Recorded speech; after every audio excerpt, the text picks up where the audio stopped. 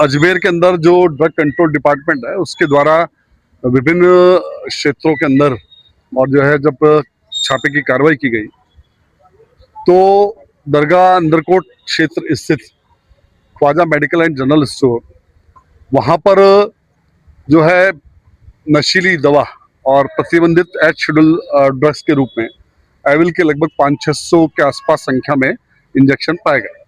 ये इंजेक्शन सामान्यतः नशे के उपयोग में वहाँ की पीढ़ी काम में ले रही है और इस मेडिकल स्टोर के विरुद्ध डिपार्टमेंट द्वारा पूर्व में भी 3-4 बार कार्रवाई की गई और उनके लाइसेंस कुछ समय के लिए सस्पेंड किए गए थे, लेकिन बार बार इस प्रकार से प्रतिबंधित दवा को बिना बिल के बेचना ये शायद इस मेडिकल स्टोर के जो डायरेक्टर्स हैं उनकी आदत में शुमार हुआ है।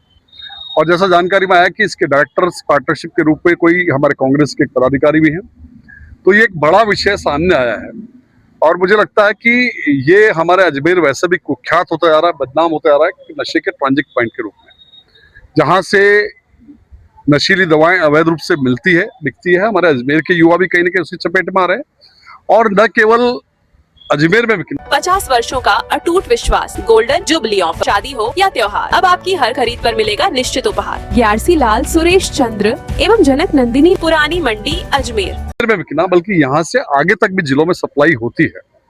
तो आज हमने इस विषय में, चूंकि इस डिपार्टमेंट ने अपनी कार्रवाई करते हुए ड्रग डिपार्टमेंट ने इसको लाइसेंस को रद्द कर दिया है। पूर्व के अंदर 3-4 बार सस्पेंड हुआ था, इस बार रद्द किया है। स्वागत योग्य कदम है, लेकिन आज हम कलेक्टर साहब से और एसपी साहब से मिले हैं और इस विषय में उनको अवगत कराया है कि इस विषय को बहुत मामूली सा लेकर के कि एक मेडिकल स्टोर का लाइसेंस रद्द किया गया है न लेकर के, बल्कि इसकी गहनता से जांच करनी चाहिए। और जांच के भी बिंदु जिस प्रकार से ध्यान में आते हैं कि 2 स्तर हो सकते हैं कि जो एविल इंजेक्शन पाए गए वो ये डिपार्टमेंट का कहना था कि बिना बिल के थे और इनके द्वारा जब बिल के बारे में बताया गया तो बताया कि दिल्ली से इन्होंने मंगाए थे। जांच में मालूम हुआ कि दिल्ली में इस नाम की कोई फर्म नहीं थी और वो बिल भी सब फर्जी थे। दूसरा हमारा ये पहलू है कि पहले उस इंजेक्शन की जांच करनी चाहिए कि वो इंजेक्शन वास्तव में असली है नकली है। यदि नकली है तो निश्चित रूप से कार्रवाई दुगनी होती है कि नकली ड्रग्स को और इस प्रकार के कहीं न कहीं से मंगा करके और जिस प्रकार से बेचा जा रहा है, तो ये बड़ा मुझे लगता है कि एक अपराध है। और साथ ही लगातार इस मेडिकल स्टोर का नाम पूर्व के अंदर भी जैसे डिपार्टमेंट के पास आया है, तो हमें लगता है कि ये एक अगर जांच करेंगे तो इनके जो संबंध निकलेंगे, मुझे लगता है पूरे कोई अंतर्राष्ट्रीय जो नशे के तस्कर्स हैं उनके साथ भी निकलने की संभावना है। जो इनपुट वहाँ के डिपार्टमेंट का था, तो मुझे लगता है कि इसकी गहनता से जांच होनी चाहिए। कलेक्टर साहब को उन्होंने ज्ञापन दिया और हमने एसपी साहब को भी ज्ञापन दिया है कि इस विषय को केवल मात्र एक मेडिकल स्टोर का लाइसेंस रद्द होना नहीं समझ करके, यदि अजमेर के युवाओं को हमको नशे से बचाना है और पूरे राज्य के अंदर जिस प्रकार से नशे का कारोबार हो रहा है और उसके संबंध, मुझे लगता है कि जब गहनता से जांच होगी और इनके डायरेक्टर्स की जांच होगी तो ये सब चीजें सामने आएगी। तो इस विषय को लेकर के आज हमने माननीय जिलाधीश महोदय और एसपी साहब को ज्ञापन दिया। क्या आप अपने घर, होटल या ऑफिस के लिए बेहतरीन प्लम्बिंग और बाथरूम सामग्री ढूंढ रहे हैं? तो चले आइए श्री महाराजा ट्रेडर्स। यहाँ उपलब्ध हैं पाइप्स, फिटिंग्स, नल, shower, wash basin, kitchen sink, geyser और सभी प्लम्बिंग आइटम।